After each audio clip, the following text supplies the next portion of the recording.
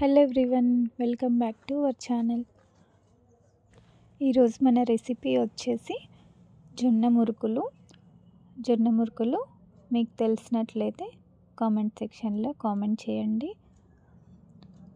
ముందుగా recipe start చేసే ముందు మన ఛానల్ని మొదటిసారిగా చూస్తున్నట్లయితే సబ్స్క్రైబ్ చేసుకోండి.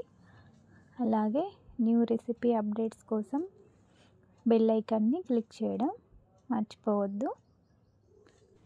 జొన్న మురుకులు నేను చెప్పే ప్రాసెస్లో చేశారంటే చాలా క్రిస్పీగా నోట్లో వెన్నెలా కరిగిపోతాయి. అలాగే డయాబెటిక్ పేషెంట్స్ కూడా ఈజీగా డౌట్ లేకుండా తినేయచ్చు. రెసిపీ స్టార్ట్ చేసేద్దాం. ముందుగా ఒక మిక్సింగ్ బౌల్ తీసుకొని అందులో 2 కప్పుల జొన్న పిండిని యాడ్ చేసుకోవాలి. 2 కప్పుల జొన్న పిండిని యాడ్ చేసుకున్న తర్వాత మనం ఏ బౌల్తో అయితే జొన్న పిండిని తీసుకున్నామో అదే బౌల్తో 1 కప్ బియ్యం పిండి, 1 కప్ శనగపిండి యాడ్ చేసుకోవాలి.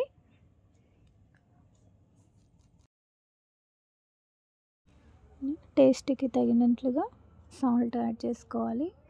1 టీ స్పూన్ యాడ్ చేస్తున్నాను. అలాగే మీ స్పైసీనెస్కి తగినట్లుగా చిల్లీ పౌడర్ కూడా యాడ్ చేసుకోండి. 1 teaspoon chilli powder add చేశాను. అలాగే వాము పౌడర్ 1 టీ స్పూన్ యాడ్ చేసుకోవాలి. 2 టేబుల్ స్పూన్ నువ్వులు యాడ్ చేసుకోవాలి.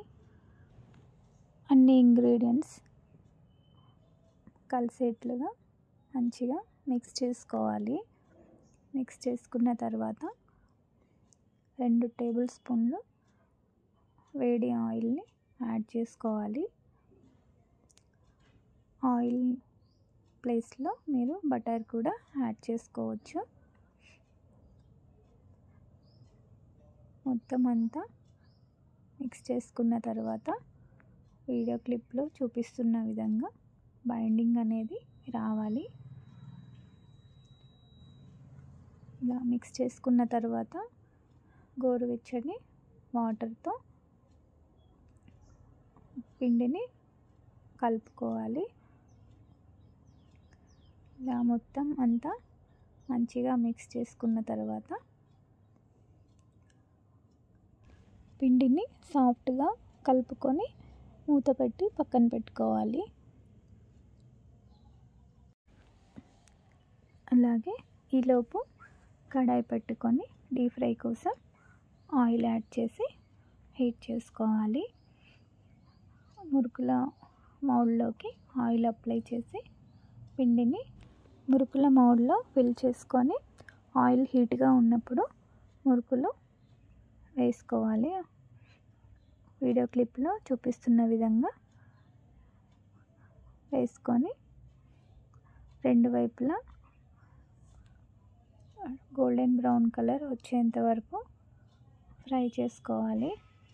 మిగిలిన పిండిని కూడా ఇలాగే సేమ్ ప్రాసెస్లో అన్నీ ప్రిపేర్ చేసుకోవాలి. ఇలా చాలా ఈజీగా హెల్తీగా జొన్న మురుకులు ప్రిపేర్ చేసుకోండి. అలాగే పిల్లలు స్కూల్ నుండి ఇంటికి రాగానే ప్రిపేర్ చేసి పెట్టారంటే చాలా ఇష్టంగా తింటారు.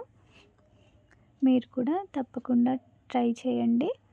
రెసిపీ ఎలా వచ్చిందో కామెంట్ సెక్షన్లో మెన్షన్ చేయండి.